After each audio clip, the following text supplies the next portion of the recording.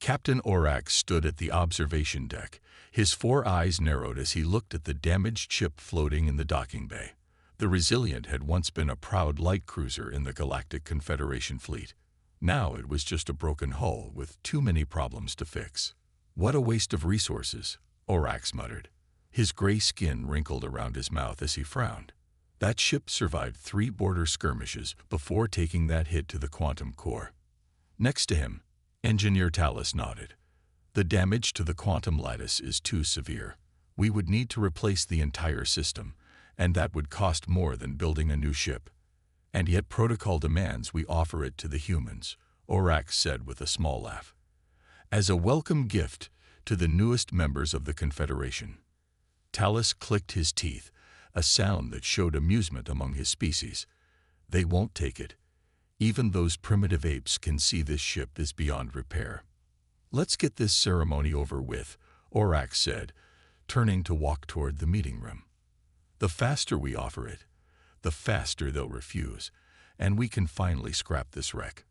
Commander Jack Wilson tried not to fidget as he sat in a large chair designed for a being twice his size. 6 months as Earth's military liaison to the Galactic Confederation had taught him patience. Aliens moved at their own pace, especially when it came to formal meetings. The door slid open, and Captain Orax entered with his team. Jack stood up and gave the Confederation salute, right hand flat against his chest, then extended outward. "Commander Wilson," Orax said with a forced smile, "thank you for coming on such short notice." "It's my pleasure, Captain," Jack replied. "Your message mentioned a gift for Earth." Orax nodded and pressed a button on the table. A hologram appeared in the center of the room, showing a damaged ship rotating slowly. "The light cruiser Resilient," Orax explained. "A fine vessel with an honorable service record. It was damaged in our recent border conflict with the Drex Collective." Jack leaned forward, studying the hologram with interest. He could see the damage. A large section of the hull was torn open near what appeared to be the engine section.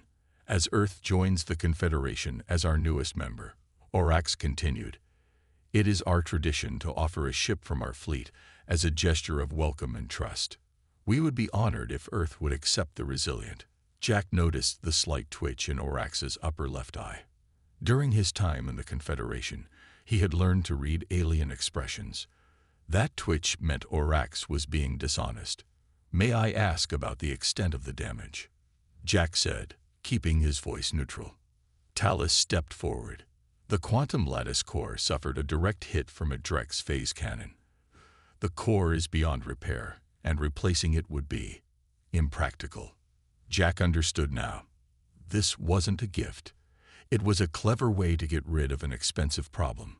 The Confederation couldn't just scrap a ship with an honorable service record without looking bad. But if they gifted it to Earth and Earth refused, they could scrap it without losing face. What the aliens didn't know was that Jack had spent most of his 6 months studying Confederation technology. He had read every technical manual he could access, and had even made friends with junior engineers who showed him how their ships worked. Jack walked closer to the hologram and pointed at the damaged section. "This is the quantum lattice that powers the ship and connects all its systems, right?" "Correct," Talus said, surprised by the human's knowledge. "Without it, the ship cannot function. And Earth does not have the technology to repair or replace quantum lattice cores." Jack circled the hologram, examining it from all angles. The ship was bigger than anything humans had built. About 300 meters long with elegant curves and the distinctive blue glow of antimatter engines. Despite the damage, most of the ship looked intact. "Earth accepts this generous gift," Jack said suddenly. The room went silent. Orax blinked all 4 eyes in surprise. "Commander Wilson," Orax said carefully, "perhaps you do not understand. This ship cannot fly. It cannot fight. The quantum lattice is the heart of all Confederation vessels." Jack smiled. "I understand completely, Captain. But even a damaged Confederation ship has much to teach us. We are grateful for your generosity." Talus made that clicking sound again, But this time it wasn't from amusement. You would accept a useless ship. One person's trash is another person's treasure, Jack said. It's a human saying. Orax looked uncomfortable, but nodded. Very well. The Resilient is yours. We will arrange for it to be towed to Earth's orbital shipyard. Thank you, Captain. Earth appreciates this welcome gift. 3 days later, Jack stood in Earth's orbital shipyard as the tug ships carefully positioned the Resilient in the largest docking bay. Next to him, Dr. Anna Foster and Tom Rivera looked up at the damaged vessel with wide eyes.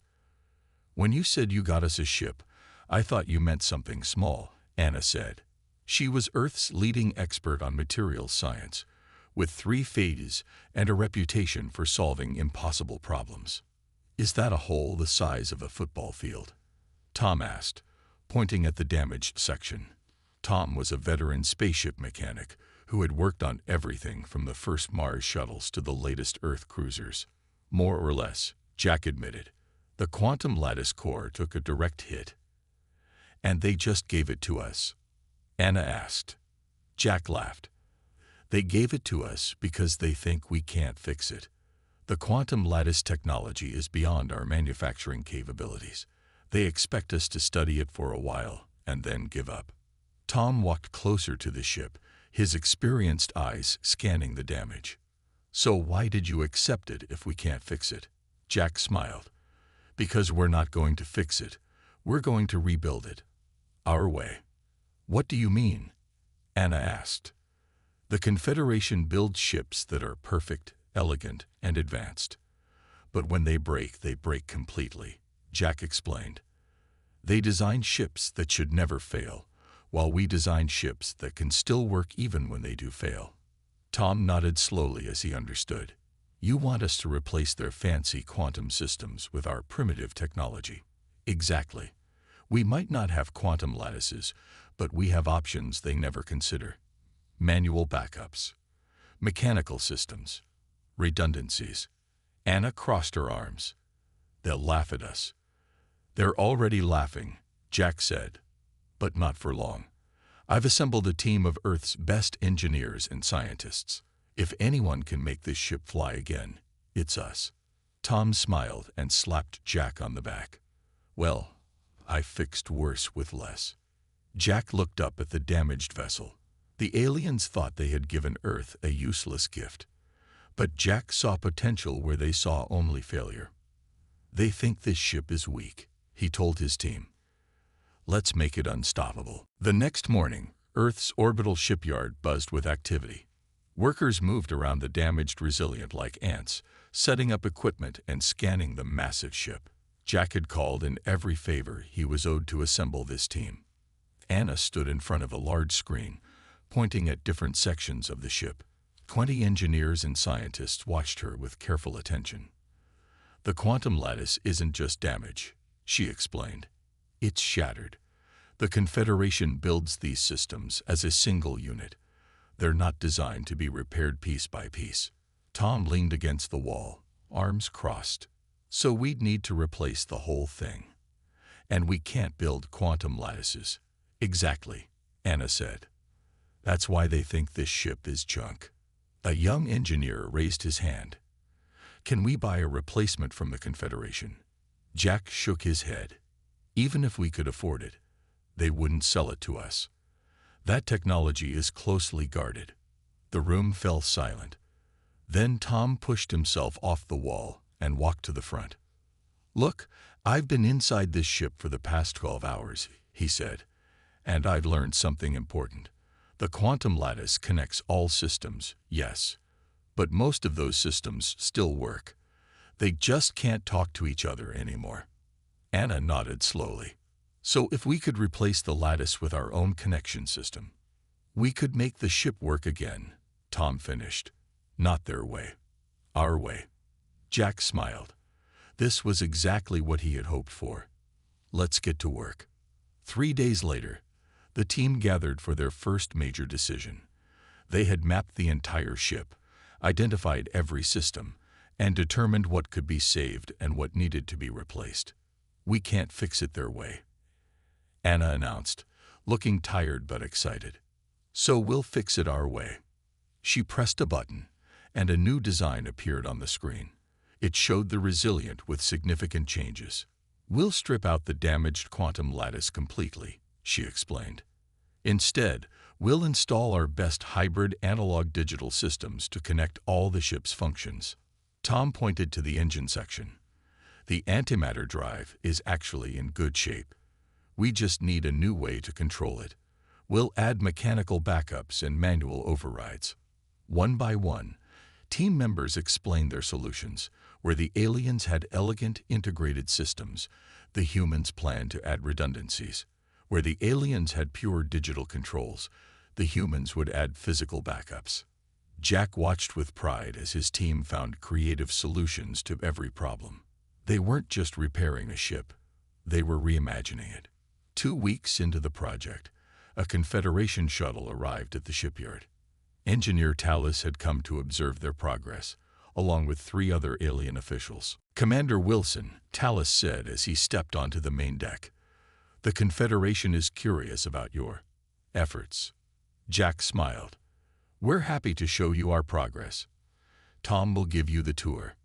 Tom led the aliens through the ship, pointing out the changes they had made. The aliens' expressions changed from curiosity to confusion, and finally to something like horror. In the engine room, Tallis stared at the new control systems. Where there had once been sleek, hidden technology, now there were visible wires, manual gauges, and physical control panels. "You've added buttons?" Tallis asked, his voice filled with disbelief. "Buttons, levers, and good old-fashioned switches," Tom confirmed proudly. "If the digital systems fail, our crew can still control the ship manually." Tallis moved to another section, where workers were installing what looked like large metal wheels on the walls. "And what are these primitive devices?" "Emergency airlock controls," Tom explained. "If power fails, you can seal or open doors by hand." By the time they reached the bridge, Tallis could barely hide his dismay. The elegant, minimalist Confederation design was now filled with screens, physical controls, and backup systems. "You've turned elegant technology into a primitive machine," Tallis said. "This ship is no longer Confederation grade." Tom grinned. "Good, because Confederation grade broke." After 3 months, the ship was taking shape. The team had worked day and night, solving problems as they arose. Many of the solutions were unconventional, but effective. Jack stood in what would be the new bridge, watching as technicians installed the captain's chair. Unlike the Confederation design, this chair was surrounded by manual controls that could operate even if main power failed. Anna walked in, holding a tablet. "We've made another breakthrough," she said.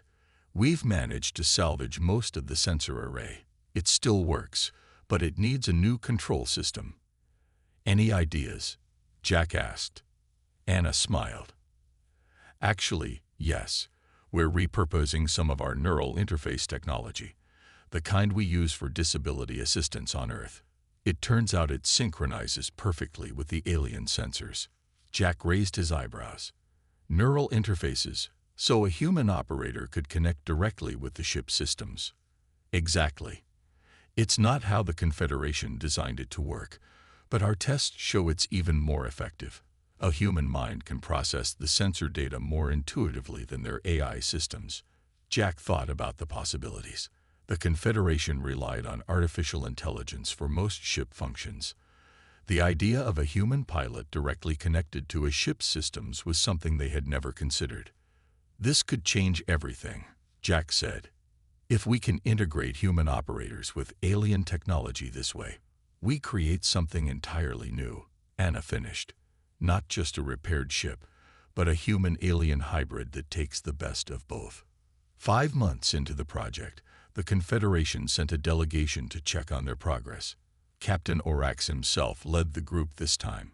They arrived expecting to see a failed project. Instead, they found a ship that was nearly ready for testing. Orax walked through the vessel with Jack, his 4 eyes wide with surprise. "You've actually made progress," Orax admitted, "though I barely recognize the ship anymore." We had to make some changes, Jack explained, but we've kept as much of the original systems as possible.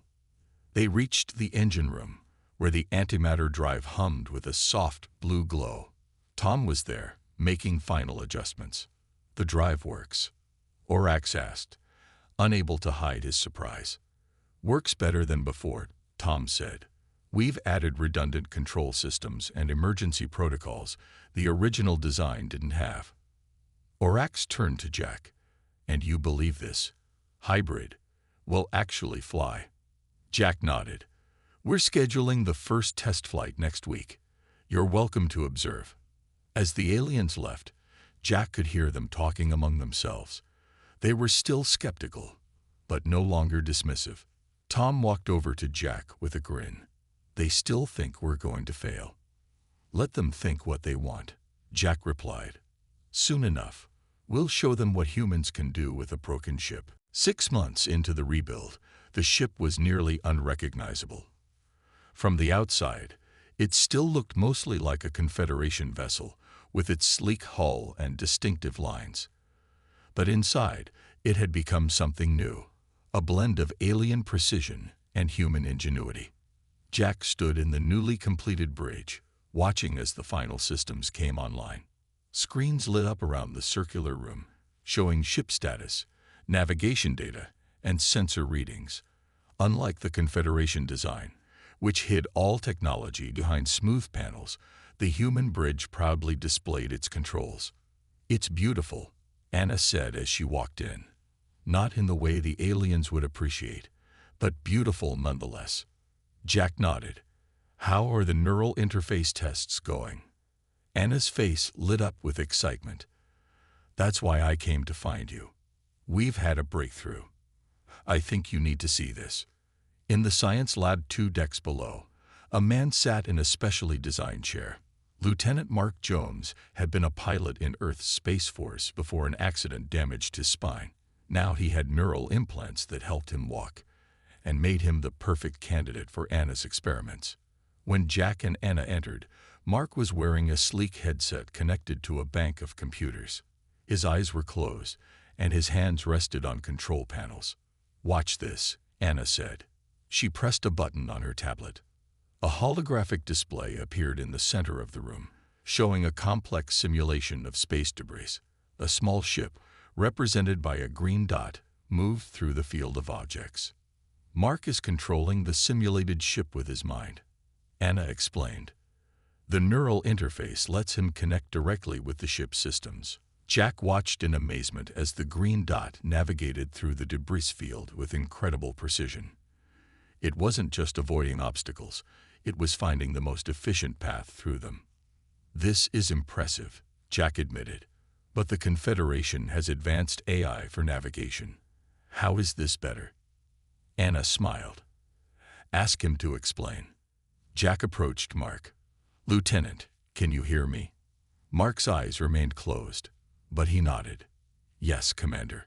I can talk while I navigate. Tell me what you're experiencing.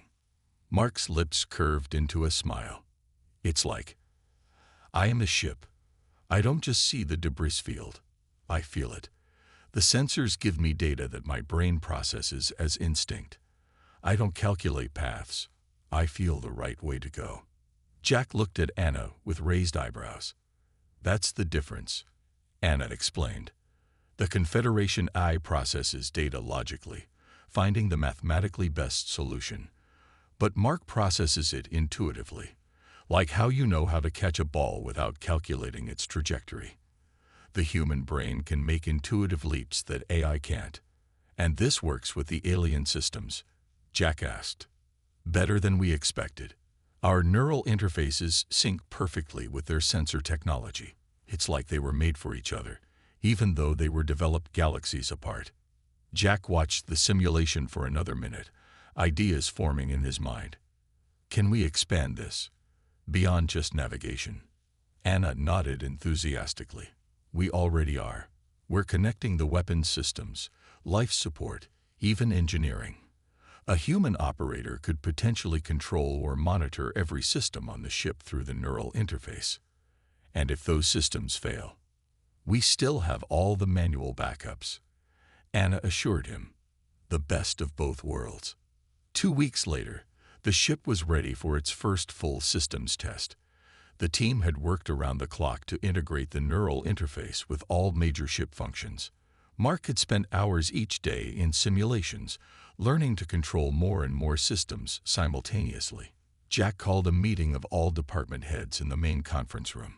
It was time to make a critical decision. The ship needs a name, he announced. It's not the Resilient anymore. It's something new. Tom leaned back in his chair. How about the Phoenix? In Earth mythology, it's a bird that rises from its own ashes, reborn. Murmurs of approval filled the room. Jack nodded. I like it. The HSS Phoenix, Human Spaceship Phoenix. As the meeting ended, Anna pulled Jack aside. There's something you should see. She led him to a small observation room overlooking the main hangar. Through the window, Jack could see a group of Confederation officials being given a tour of the ship. Engineer Tallis was among them, along with several aliens Jack didn't recognize. They arrived an hour ago, Anna explained. Apparently, word has spread about our progress. These are ship designers from the Confederation's Advanced Technology Division. Jack watched as the aliens examined the ship's exterior. Their expressions were hard to read, but their body language showed intense interest. They don't believe it will work, Anna said. But they're curious enough to come see for themselves. Let them watch, Jack replied. Soon they'll see what humans can do. The next day, Mark sat in the pilot's chair on the bridge of the Phoenix. The neural interface headset was more streamlined now, designed to be worn comfortably for hours. Around him, the bridge crew took their stations. Jack stood behind him, watching as the final preparations were made. Through the viewports, he could see the shipyard workers clearing the area around the ship. All systems are green, reported the engineering officer. Power level stable. Artificial gravity active. Life support nominal. Jack took a deep breath. This was the moment of truth.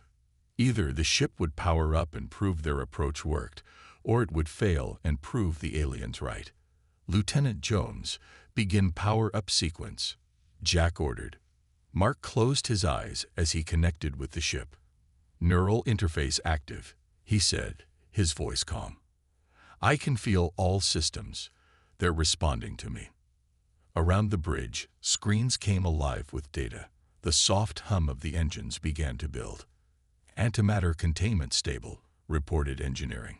Drive is responding to commands.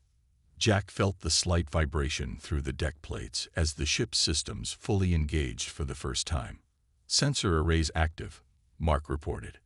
I can see the entire shipyard. It's amazing. The data is so clear. On the main screen, a perfect image of the space around the ship appeared. It was sharper and more detailed than anything Jack had seen on a Confederation vessel. Weapons systems online, reported the tactical officer. All defensive systems responding. One by one, each system came online. There were small issues here and there. A power fluctuation in the lower decks, a communications glitch, but nothing major. The integration was working. Commander, Mark said, opening his eyes and looking up at Jack. The Phoenix is ready. Jack couldn't help but smile. 6 months ago, the Confederation had given them a broken ship as a joke. Now they had created something unprecedented, a true hybrid of human and alien technology. Well done, everyone, Jack said, looking around at his crew.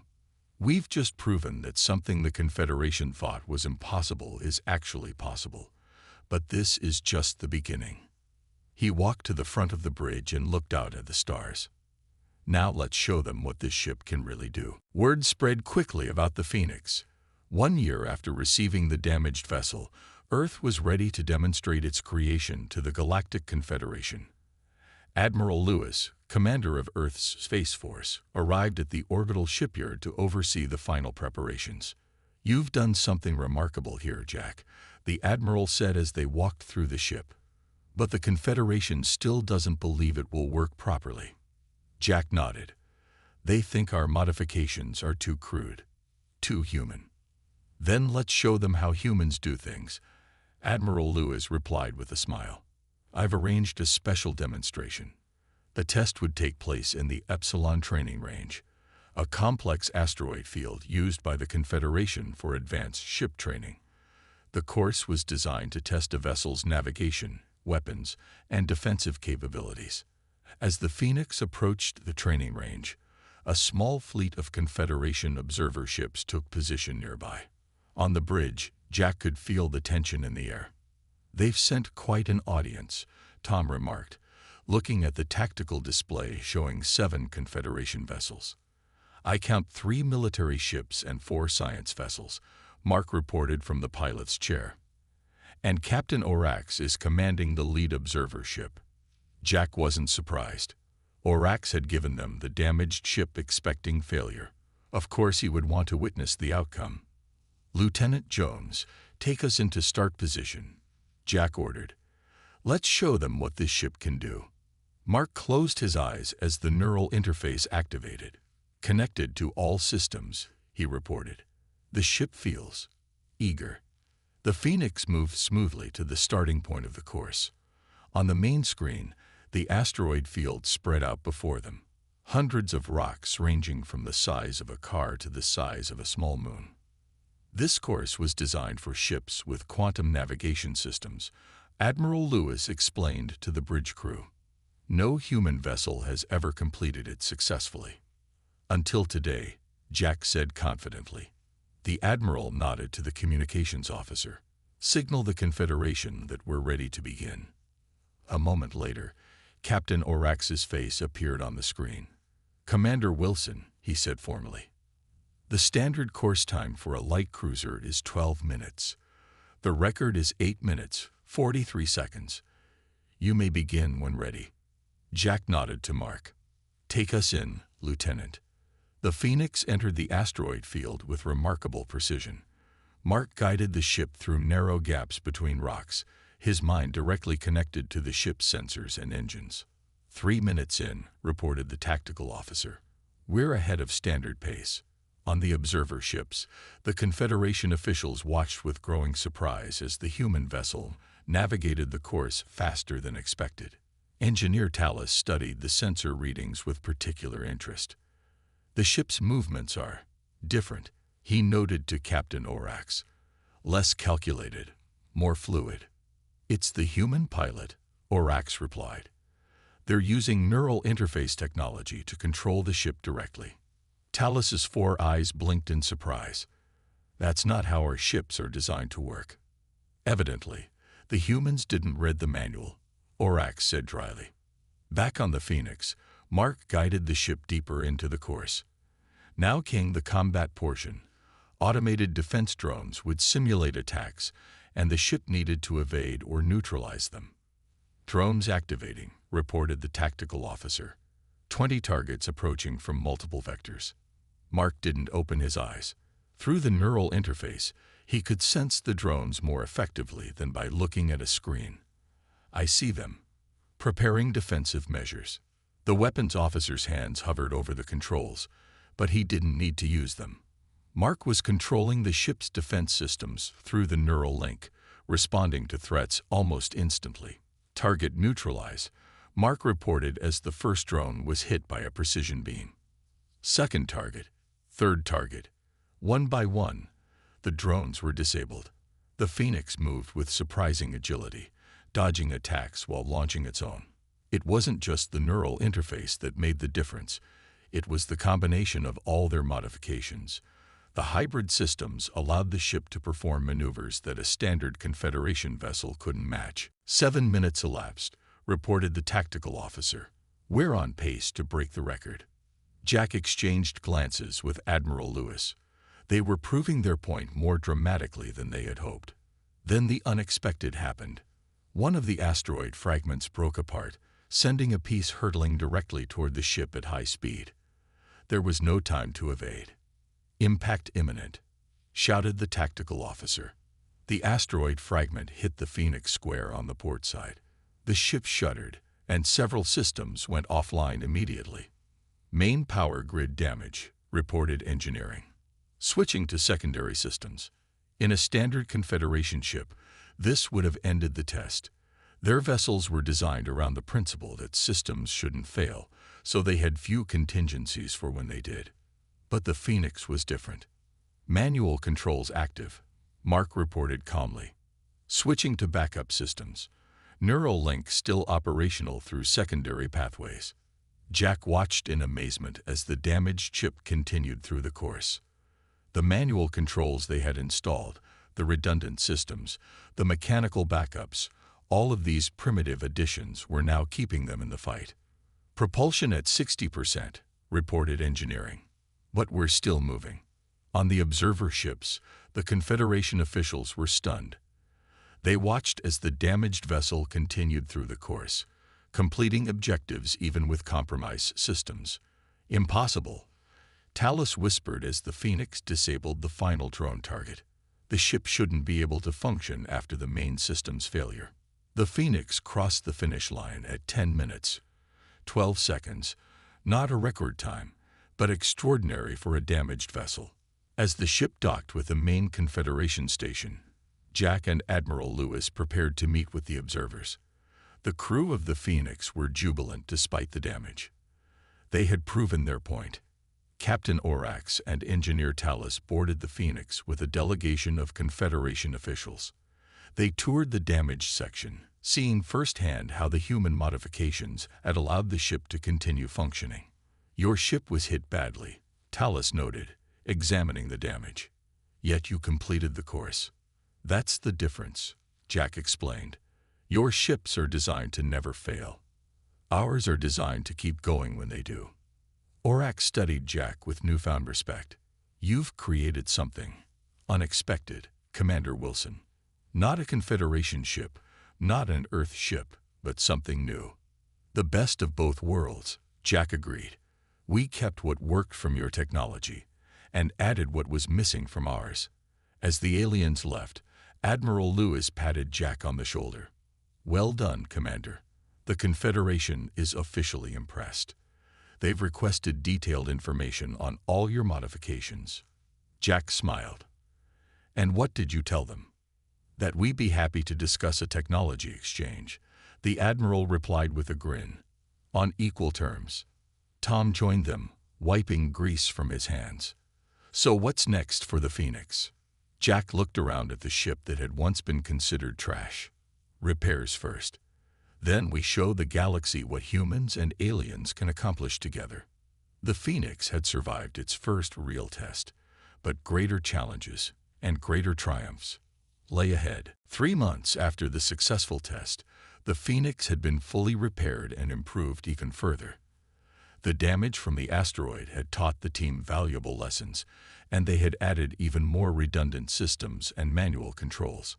The ship now served as a joint human Confederation vessel, with a mixed crew learning from each other.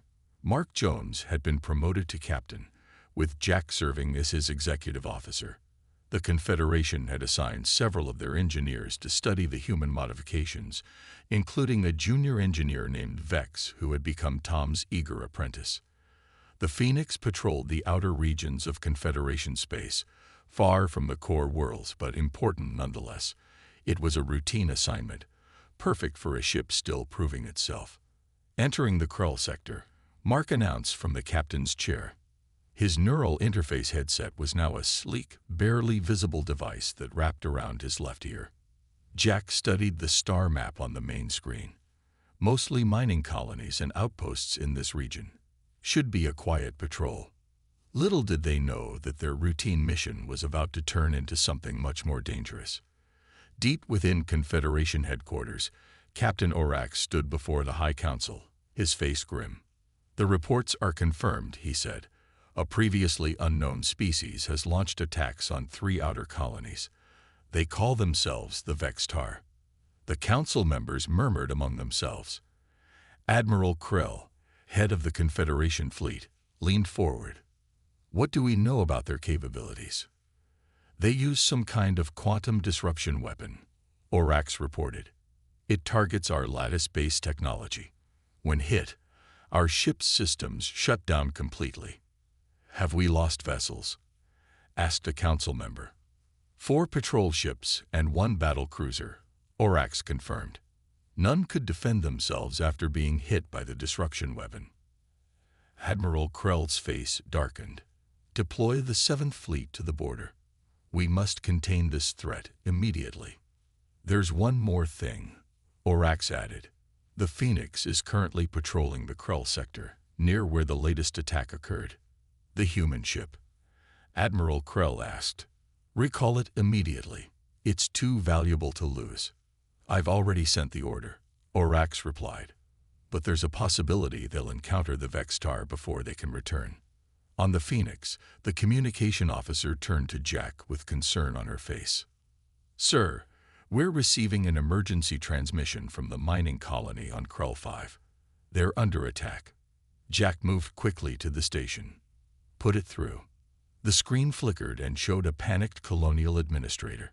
Behind him, people were running and smoke filled the air. This is Administrator Benson of Krell 5. We're under attack by unknown vessels. Our defenses are down and our communication systems are failing. Please, anyone who receives this. The transmission cut off abruptly. Jack looked at Mark. How far are we from Krell 5? 20 minutes at maximum speed, Mark replied. We've also received orders from Confederation Command. The communication officer added. We're to return to base immediately. All Confederation vessels are being recalled due to a new threat. Jack frowned. They want us to abandon the colony. The message says the enemy has weapons that disable Confederation technology, the officer explained. They've already lost 5 ships. A heavy silence fell over the bridge. Everyone knew what that meant. The Phoenix might be the only ship in range that could help, but they were being ordered to retreat. Mark sat up straighter in his captain's chair.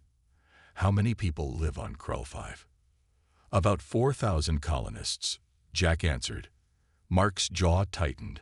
Set course for Krell 5, maximum speed. Captain, the communications officer said carefully.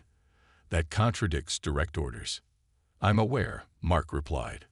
But we're not going to abandon 4,000 people. Send a message to command explaining our decision. Jack couldn't help but smile. It was exactly the choice he would have made. All stations, prepare for possible combat, he ordered.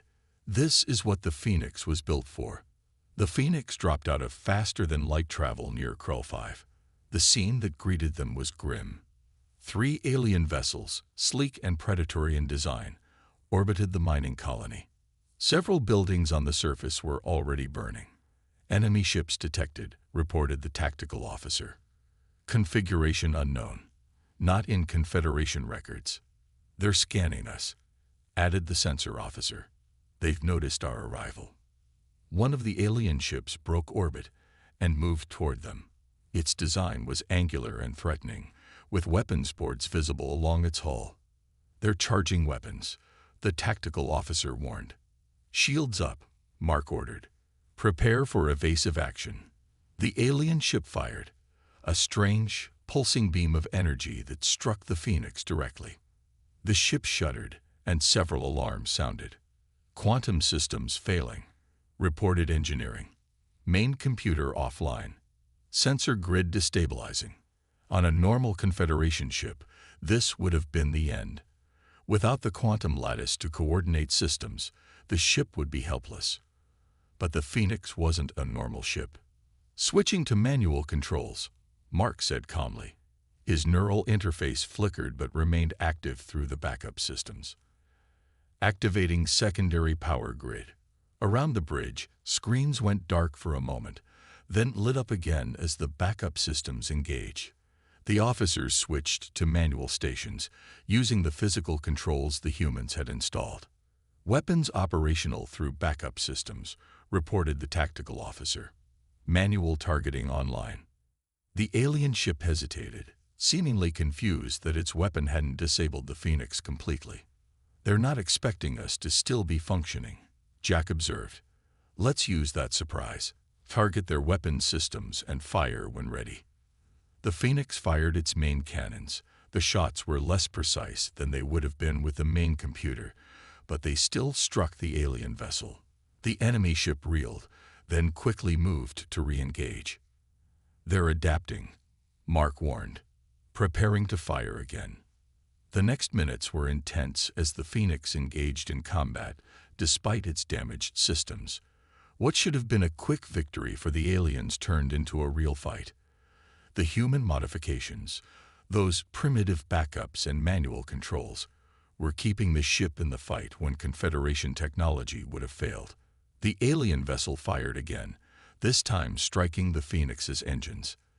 The ship lurched violently. "Main propulsion damage," reported engineering. Switching to emergency thrusters, Mark's face showed strain as he maintained the neural connection through the chaos. "We need to end this quickly," he said. "Anna, do you have that special package ready?" Anna, who now served as the ship's science officer, nodded. "Ready, Captain. It's untested, but it should work."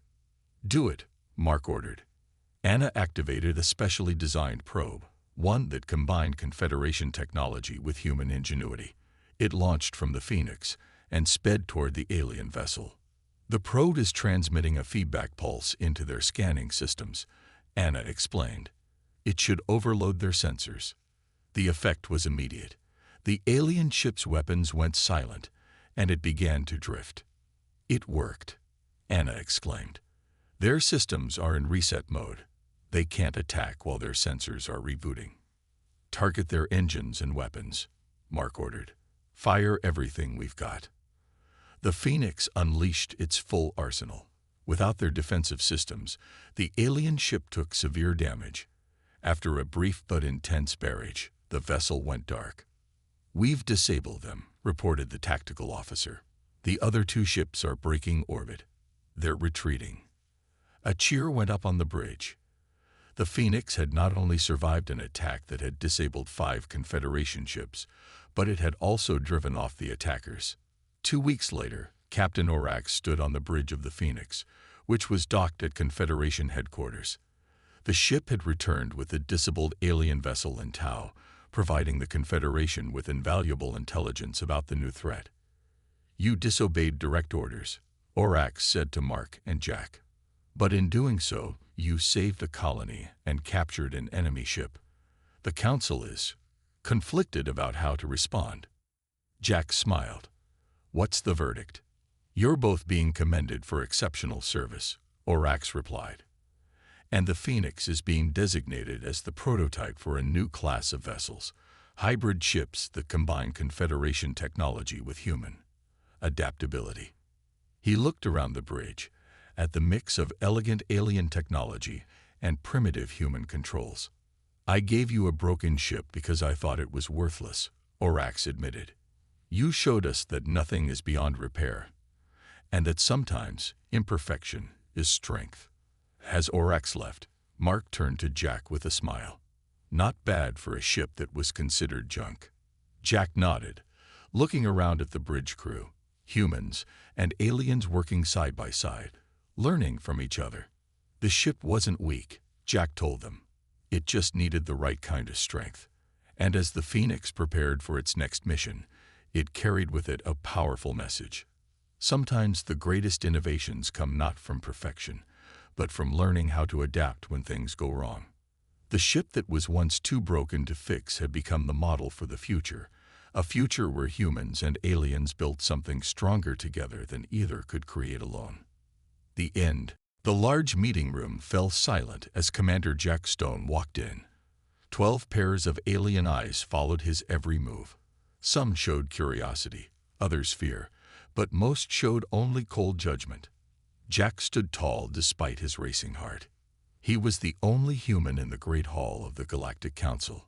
"The Council will now hear Earth's plea," said Dorn, the leader from Arcturus. His blue skin shimmered under the bright lights. His voice was calm but held no warmth.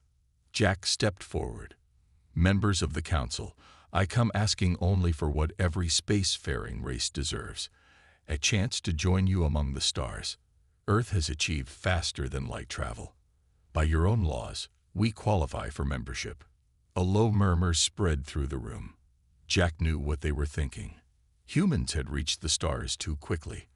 While other races took thousands of years to develop space travel, humans had done it in mere centuries.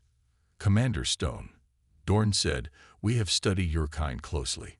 He waved his long, four-fingered hand. A screen appeared in the center of the room, showing images from Earth's history, wars, weapons, fighting. "You are a violent species. You fight even among yourselves." Dorn's voice grew harder. "In just the last 100 years, you have had 2 world wars and countless smaller conflicts." Jack stepped forward. "All young races struggle with violence. Did yours not do the same? We have grown. We have learned." "Have you?" asked a small green alien to Dorn's right. "Your weapons grow more deadly each year. Your population keeps growing. Your need for resources never ends." Jack tried to speak, but Dorn raised his hand for silence. "We have watched how quickly you adapt," Dorn continued. "How easily you learn new technologies. How strongly you fight when threatened." He paused. "You terrify us, Commander." The truth of the moment hit Jack like a physical blow. This was not a hearing. It was a trial. And the verdict had been decided long before he arrived. Dorn's voice became formal. "The Council has voted. Earth will be quarantined within its solar system for the safety of all galactic species." "Quarantined?" Jack's voice rose. "You can't just lock us away. There are human colonies, ships. All humans beyond your system have 1 Earth month to return home," said Dorn. "After that, a barrier will be raised. Any human found outside it will be treated as a threat." Jack's face flushed with anger. "This is wrong. We have rights. This meeting is over," Dorn said simply. The other council members stood and filed out, not meeting Jack's eyes. Jack was left alone in the massive room. His hand shook as he contacted Earth. Director Kate Wilson stared at the message on her screen. Her office at Earth Defense Force headquarters was quiet except for the soft hum of computers. Outside her window, the lights of New Geneva shone in the night. "So, they fear us," she said softly to herself. She had expected this. For 3 years, she had warned the World Council that alien contact might not be friendly. For 3 years, they had called her paranoid. Kate pressed a button on her desk. "General Adams, please come to my office. It's time for diaspora." 10 minutes later, a gray-haired man sat across from her. His uniform was decorated with medals from wars fought only on Earth. Soon, he might earn ones for battles fought among stars. "They're really going through with it?" Adams asked. Kate nodded. "They'll seal the entire system in 30 days. Every human must return home or face death." Adams leaned forward. "Or they could simply disappear." "Exactly." Kate turned her screen to show him a list of ships. "These 300 vessels are ready. Stealth technology, based on what we learned from studying alien craft. The Council doesn't know we have it. And the crews, volunteers, scientists, soldiers, engineers, our best and brightest. They've been training for months." Adams studied the list. 30,000 people won't rebuild a civilization. "They won't have to," Kate said firmly. "They just need to survive, learn, and grow. Until we can break the barrier. And if we can't break it," Kate's eyes hardened, "then they become our legacy among the stars." Jack Stone's ship landed at Kennedy Spaceport 3 days later. Crowds had gathered, angry and afraid. News of the quarantine had spread fast. Riots had broken out in major cities. For the first time in decades, Earth's nations faced a common threat. As Jack stepped out, the world president was waiting. Her face was grim. "Commander, I'm sorry," she said. "It's not your fault," Jack replied. "They fear what they don't understand. And they don't understand humans at all."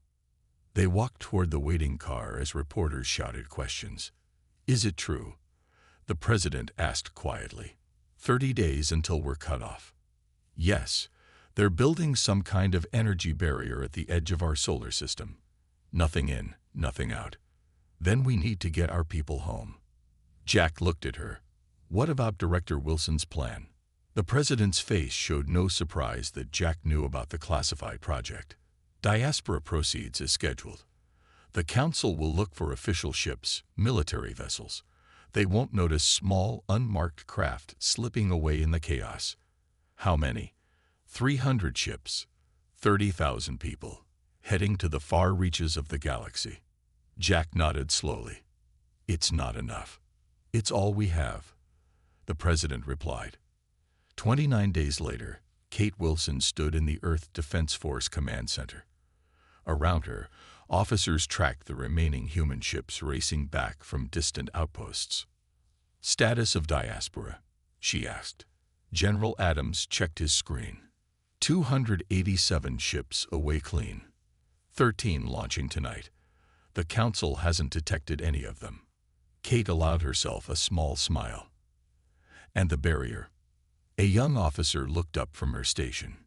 It's forming now, Director. Energy readings are off the charts. On the main screen, a thin blue line began to form around the outer edge of the solar system. The barrier that would become humanity's prison. Put me through to all diaspora ships, Kate ordered. When the connection was ready, she spoke clearly and calmly. This is Director Wilson to all diaspora vessels. The barrier is closing. Earth will soon be cut off. You carry the free future of humanity with you. She paused. We do not know when, or if, we will speak again. But know this, Earth will never stop fighting to rejoin you. Until that day, survive. Learn. Grow. The stars were meant to be ours, and one day, they will be. As she finished, the barrier completed its circuit around the solar system. Earth was officially exiled. In the silence that followed, General Adams stood beside her. What now? He asked. Kate turned to him, her eyes hard with determination. Now we start planning how to break out. 20 years had passed since the day Earth was locked away behind the energy barrier. 20 years since the Galactic Council had decided humans were too dangerous to walk among the stars. They were wrong. On the frozen planet called Terminus, Tom Reed walked across ice that would crack the bones of most alien species. The temperature was 80 degrees below zero. The air so thin that any of the council races would die in minutes. But Tom was human, and humans adapted. Mining Team 3 reports another rich vein, sir, said his assistant through the radio in his helmet. Tom smiled. Tell them good work. We'll start processing tonight. He looked up at the strange stars overhead. This world was far from major trade routes, chosen because no one else wanted it. The council races evolved on comfortable planets with ideal conditions. They never learned to thrive in harsh places. That was their mistake. Tom's mining operation pulled rare minerals from the ice, minerals that starship engines needed, minerals worth a fortune to the right buyers. Sir, his assistant called again. The traders are here early. I'll be right there, Tom answered. Inside the main dome, 3 aliens waited. They were not council members, but free traders from a species called the Vex. They looked like tall, thin humans with gray skin. They didn't ask questions about where the humans came from. They only cared about business. Reed, the lead trader said with a nod. Your last shipment was excellent. We've brought double the usual payment. Tom shook the alien's hand, a custom the Vex had learned to accept. And we have double the usual minerals ready for you. Neither mentioned that these minerals would eventually reach council worlds. Neither mentioned that the credits paid would help fund other human outposts across the galaxy.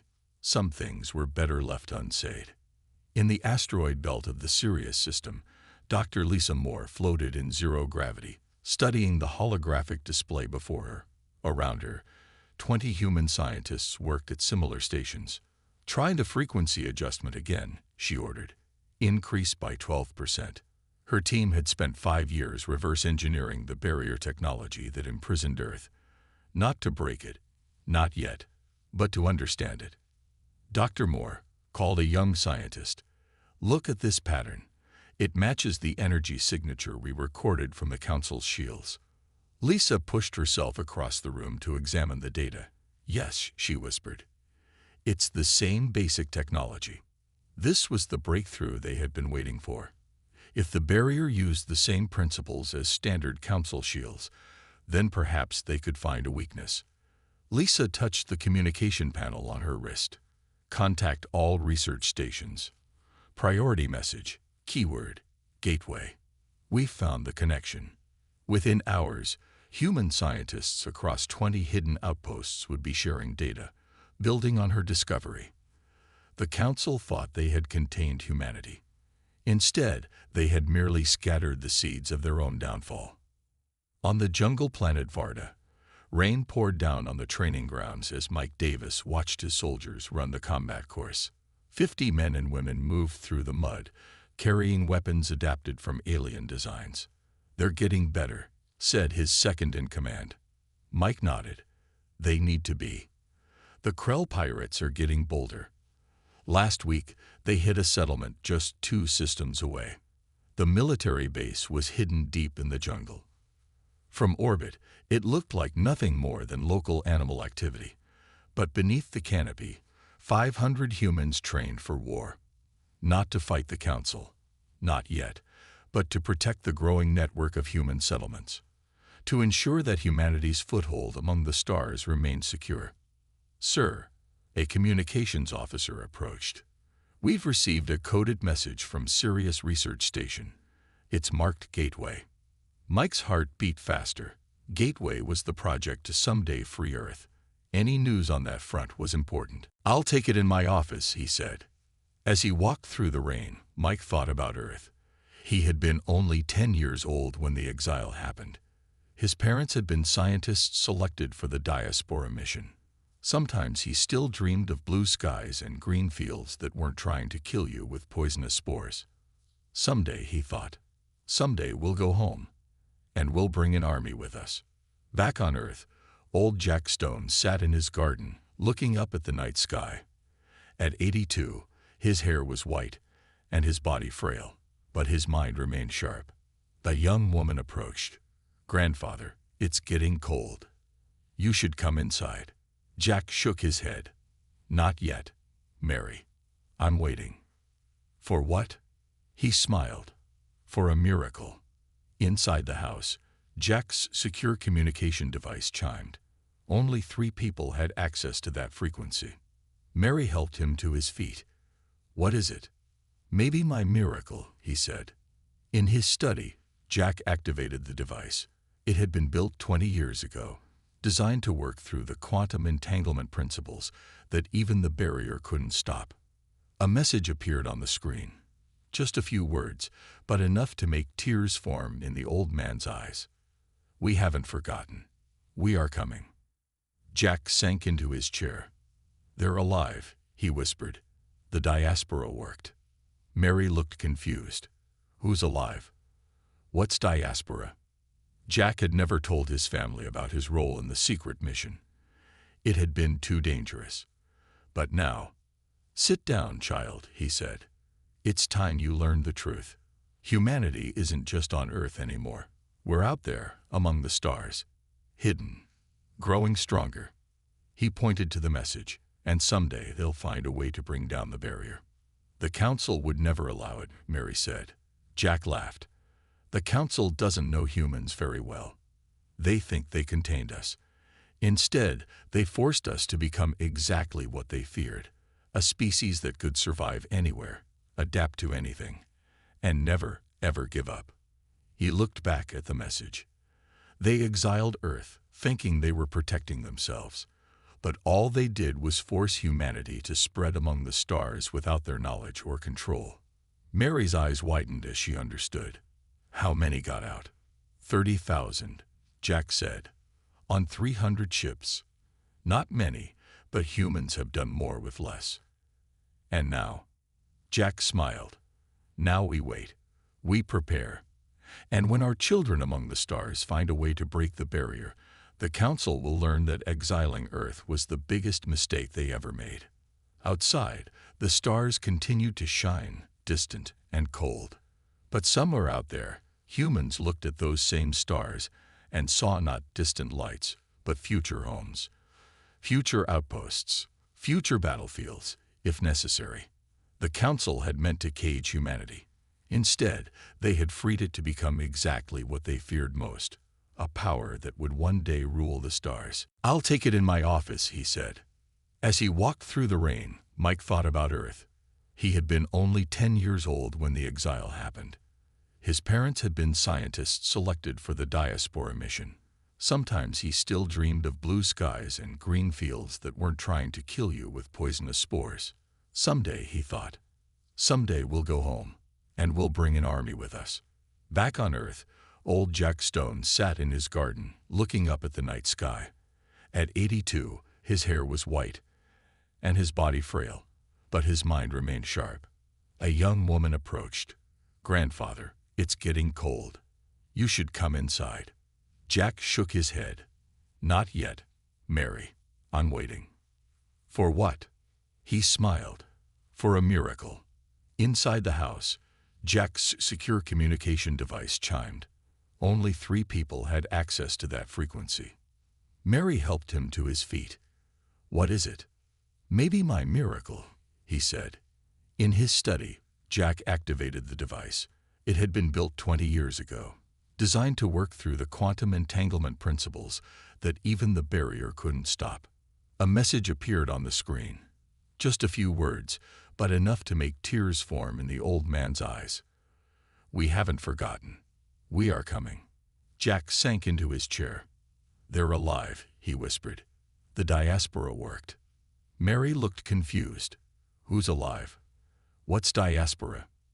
Jack had never told his family about his role in the secret mission. It had been too dangerous. But now, "Sit down, child," he said. "It's time you learned the truth. Humanity isn't just on Earth anymore. We're out there, among the stars. Hidden. Growing stronger." He pointed to the message, "And someday they'll find a way to bring down the barrier." "The Council would never allow it," Mary said. Jack laughed. "The Council doesn't know humans very well. They think they contained us. Instead, they forced us to become exactly what they feared, a species that could survive anywhere, adapt to anything, and never, ever give up." He looked back at the message. They exiled Earth, thinking they were protecting themselves, but all they did was force humanity to spread among the stars without their knowledge or control. Mary's eyes widened as she understood. "How many got out?" 30,000, Jack said. "On 300 ships. Not many, but humans have done more with less." "And now?" Jack smiled. "Now we wait. We prepare. And when our children among the stars find a way to break the barrier, the Council will learn that exiling Earth was the biggest mistake they ever made." Outside, the stars continued to shine, distant and cold. But somewhere out there, humans looked at those same stars and saw not distant lights, but future homes, future outposts, future battlefields, if necessary. The Council had meant to cage humanity. Instead, they had freed it to become exactly what they feared most, a power that would one day rule the stars. In the headquarters of Earth Defense, Director Marcus Stone, grandson of Jack Stone, studied the latest reports from the Quantum Communications Network. "The breakthrough is confirmed," he told the world president. "Our ships can now penetrate the barrier technology." The president, a woman in her 60s with steel-gray hair, nodded. "How long until we can bring down the main barrier?" "Our scientists estimate 2 years," Marcus replied. "But we won't have to." He showed her the reports from their agents throughout the galaxy. "The Council is falling apart. 3 species are considering leaving. Without unity, they can't maintain the barrier. And our people outside are in position to apply pressure exactly where needed." The president looked at the star map showing human positions throughout the galaxy. Red dots marked hidden bases, outposts, and fleets. There were hundreds of them. 50 years, she said softly. 50 years they've kept us caged. And all that time,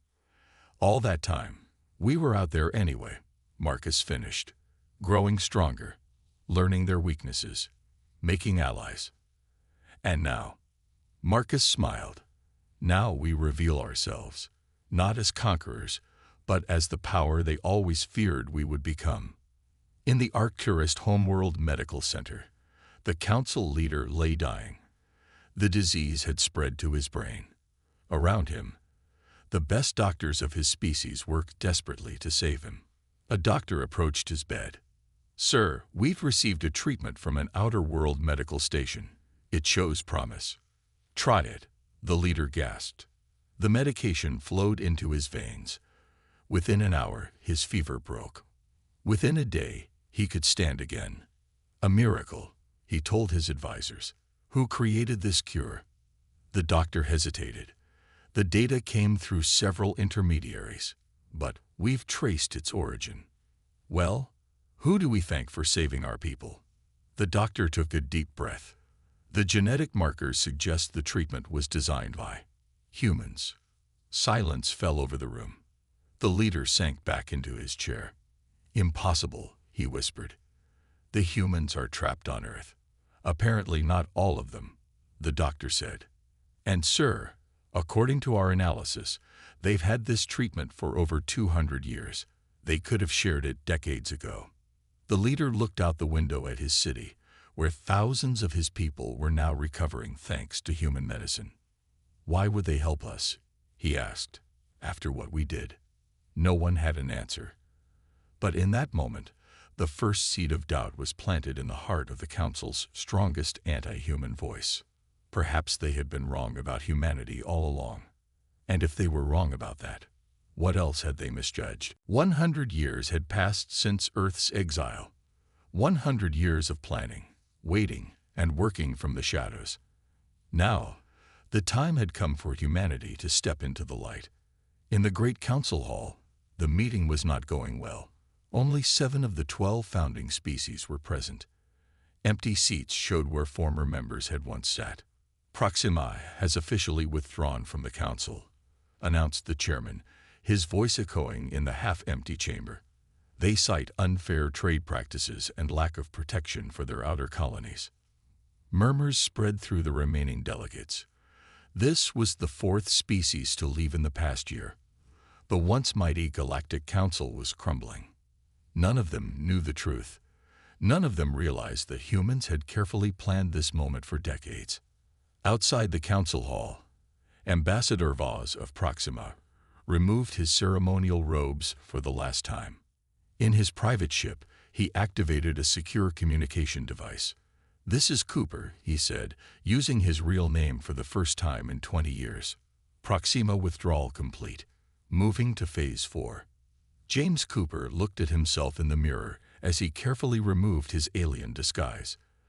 The face that looked back at him was human, older than he remembered, lined with the strain of living a double life for so long. Was it worth it? He asked his reflection. The answer came in the form of a message on his screen. "Earth awaits your return, hero of the diaspora." James smiled. Yes, it had been worth every difficult day. On the council homeworld, an emergency session had been called. The remaining members gathered to discuss the crisis. "Without Proxima's fleet, we cannot patrol the eastern sectors," said one member. "Without Betelgeuse's resources, we cannot maintain the Earth barrier at full strength," said another. The Arcturus leader, grandson of Dorn, looked troubled. Perhaps we should reconsider the Earth quarantine. It has been a century. Humans may have changed." "Changed," said another delegate with a laugh. "Surely you jest. Humans are dangerous. The barrier stays." "I am not so sure anymore," the Arcturus leader replied. "They saved our species from extinction when they could have let us die. Is that the action of a dangerous race?" Before anyone could answer, the chamber's main screen activated without warning.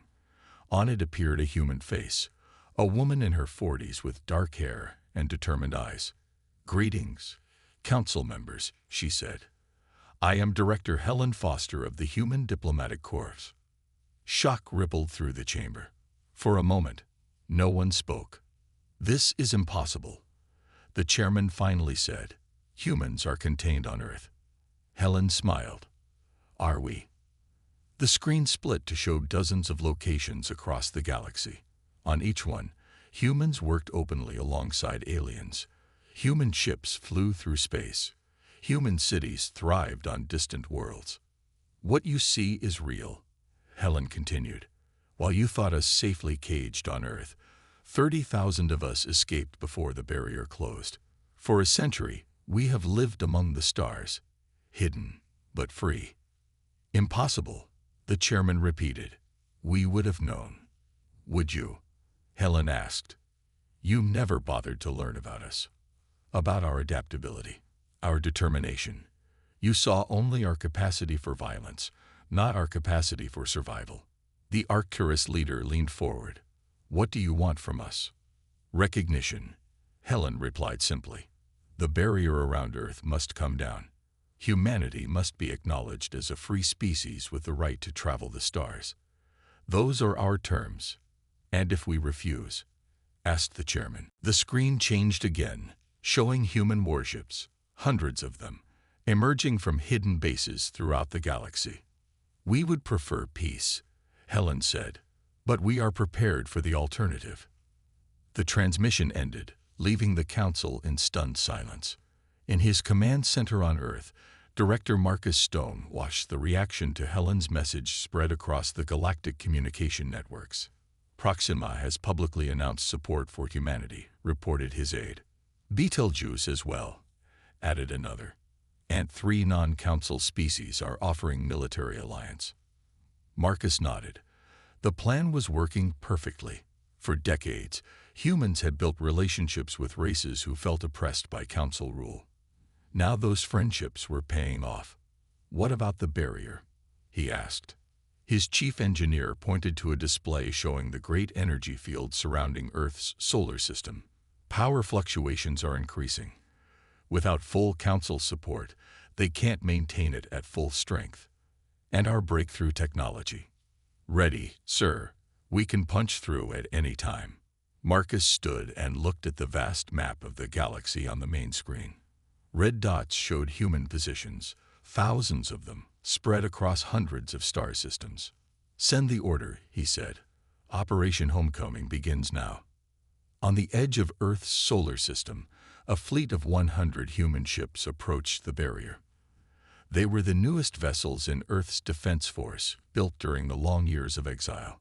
Captain Laura Reed, great-granddaughter of Tom Reed from the frozen mining colony, stood on the bridge of the flagship Freedom. All ships report ready, Captain, said her first officer. Laura nodded. Activate the phase shields. Around each ship, a special energy field formed, the result of 50 years of research into the barrier technology. Forward, slow speed, Laura ordered. The fleet moved toward the shimmering wall that had imprisoned Earth for a century. In past attempts, ships had bounced off or been destroyed. This time would be different. The Freedom touched the barrier. For a moment, the ship shuddered. Then, like a hand passing through water, it pushed through. We're through, shouted the navigation officer. One by one, the entire fleet passed the barrier. For the first time in 100 years, ships from Earth had left their solar system. But they weren't going outward. They were going home. Laura opened a channel to all ships. Set course for the rendezvous point. Today, we meet our lost brothers and sisters. The fleet accelerated to faster-than-light speed, heading for a secret location where the diaspora fleet waited. Behind them, the barrier flickered and weakened. Without full council support, it was failing. Within days, it would collapse completely. Earth's long exile was coming to an end. In the council hall, emergency alarms sounded. The barrier has been breached, reported a technician. Earth ships have broken through. The chairman looked pale. Impossible. The technology is beyond them. The Arcturus leader laughed bitterly. Is it? We've underestimated them at every turn. We thought we were containing a dangerous animal, but instead we caged a growing power and gave it 100 years to plan our downfall. He rose from his seat. I move that we accept the human terms before this situation deteriorates further. Accept. Surrender to humans. The chairman was outraged. Not surrender, the Arcturus leader corrected. Recognition. They've earned their place among the stars, not through conquest, but through perseverance. Perhaps it's time we learned from them, instead of fearing them. Around the table, heads began to nod in agreement. The council that had once exiled humanity was about to welcome them back, not out of kindness, but out of necessity. The stars, it seemed, now belonged to all. 120 years after Earth's exile, a day of history arrived. Admiral Robert Stone, great-grandson of Jack Stone, stood on the bridge of the Earth Ascendant. The massive ship approached the Council homeworld with a fleet of 50 vessels behind it. This was not a war fleet. This was a diplomatic mission, though one backed by the full might of humanity's now revealed power. "We're being hailed," said his communications officer. Robert nodded. On screen, the face of the Council chairman appeared.